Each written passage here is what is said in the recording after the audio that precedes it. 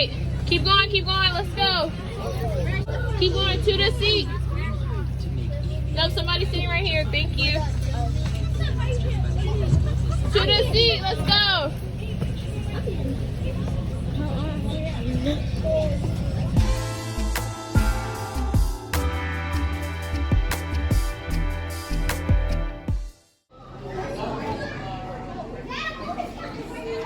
Is this all of third grade? Yes, ma'am. Alrighty, we have made it to the movies. Third grade is gonna be sitting right here. Perfect. And fourth grade will be up here. Now I have to go back and get my students. I don't think I told you guys what we were watching, but we're watching Avatar 2, the movie one. It has been pretty good. Students just keep going in and out to use the bathroom, and so that's been a journey. But we have made it here. They also got their popcorn and a drink as they get to watch the movie. We'll be getting back to school when it's about time to leave. So yeah, they're having a good time. Woo!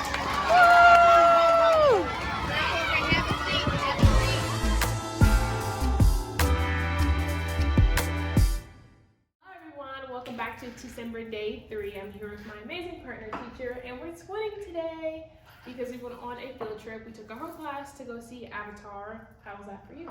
Oh, I'm tired. I'm exhausted. And how many times can a child go to the restroom? When I told you? Through one movie. It was like, I sit down, I'm like, okay, great, I can watch it. May I go to the bathroom, may I go to the bathroom. It was like, and they went to the bathroom before. Yep.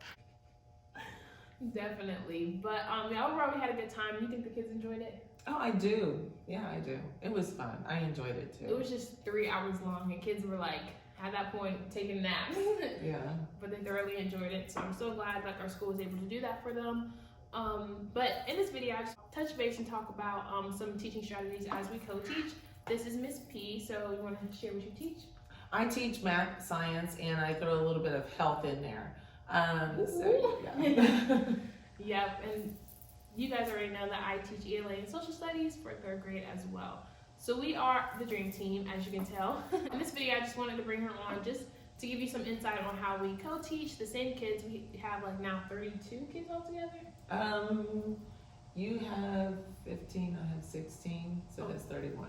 31 kids altogether. And so far, it has been smooth sailing. We have had a couple hiccups along the way, but nothing too major. And she keeps me sane, guys, let me tell you. Every day at lunch, you want to talk about our kids a little bit? Oh, you keep me sane too. It's like, oh, are you kidding me? Yeah, so we eat lunch together every day, and that definitely helps, like, debrief from the first class, prepare for the second class, and just... We warn one another, this is what you're facing. So. Yeah, and it can be good or bad, but I feel like also, like, keeping things honest also helps our relationship, because it's like we're going to tell you the good, bad, and the ugly, and it's like, here you go. And sometimes I feel bad for unloading stuff on her. By the end of the day, like, we have the same kids, like, we share the same kids, like, it's low-key like a marriage.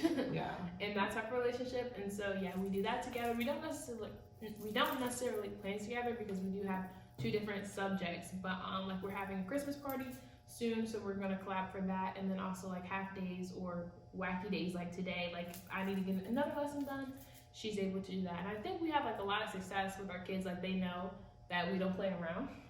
Yes. I don't know. I think I'm becoming a pushover now. I have no idea. My energy's zapped, and I'm like, I don't know. But yes, normally it's a tight ship. For sure, and I feel like, but also they know like we care about them. Mm-hmm. So even though, what do you think contributes to that? Like just our management styles.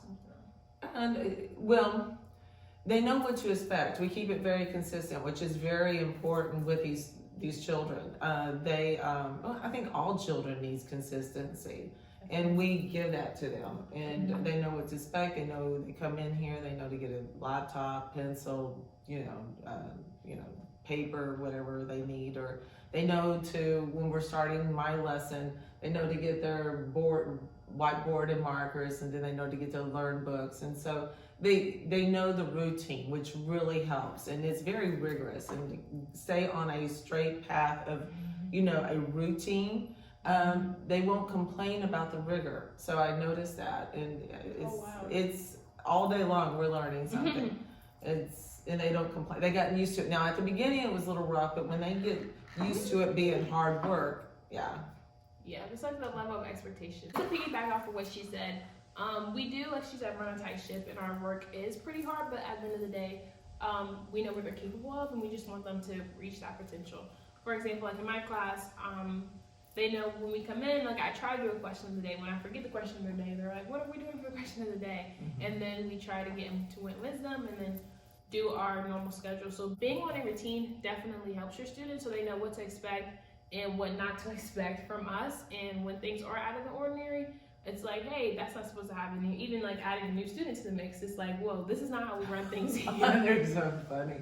And a new student comes in, they're like, who are you? What are you all about? And it takes them a minute to adjust our schedule. Not everybody has adjusted so far, so we're just working out those kinks. But I think because there's a high level of expectation, like most of the time students rise to it, important for other co-teachers to know. To be positive.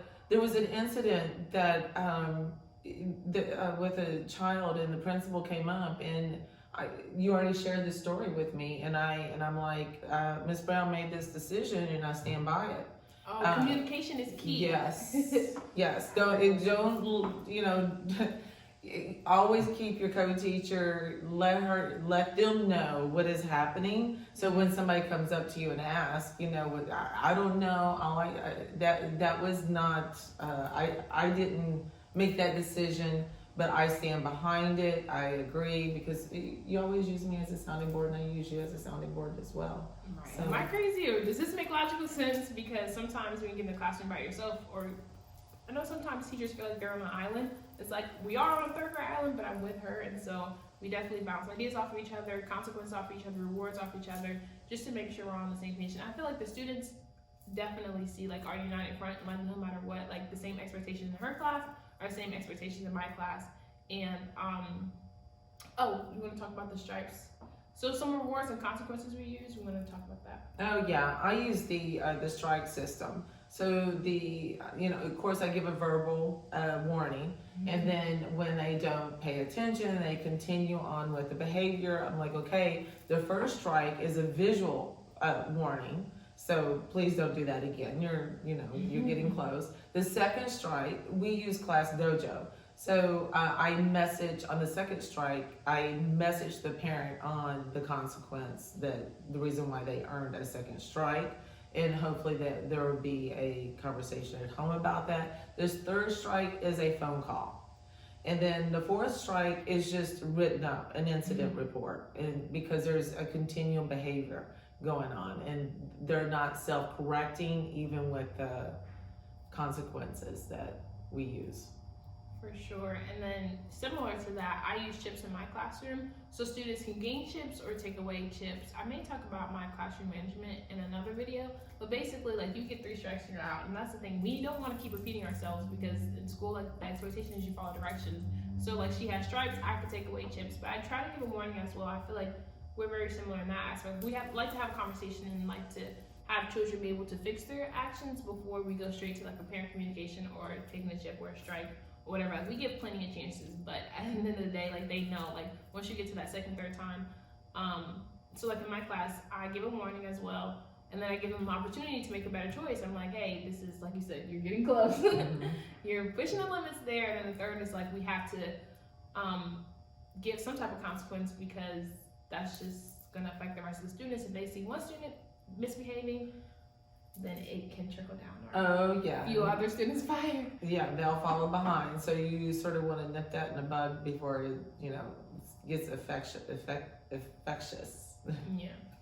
And then another thing I want to piggyback on what you said, like staying positive, because like we all know teaching is hard. So even like days, I don't even come to work for the students. I come to work just to have lunch with Pearson, like just to motivate me to get out of bed and be like, hey, I can do this because Pearson's in there right along with me, and that definitely helps. Also, like, I think it was like the first time they seen us talking to each other, like, oh wait, they know each other. And then one time they told us that we're just, I forgot what happened, but they started calling us each other's names, expecting us to respond. Like, they got a kick out of that. So yeah, they know that they can't go and talk to Miss Brown. They cannot talk about Miss Brown to me because they know that we're friends. And I think being united in front of the students, that helps them to learn how to establish a relationship with other adults. So it's very important, for them to see that in action as well. We're role models, I hope. Definitely trying to be positive, just to share a light, especially the neighborhood that we work in. We do have like challenges, and sometimes like you have good days, I have bad days, or vice versa, you know. But no matter what, like we still got a job to do, and these kids definitely need us.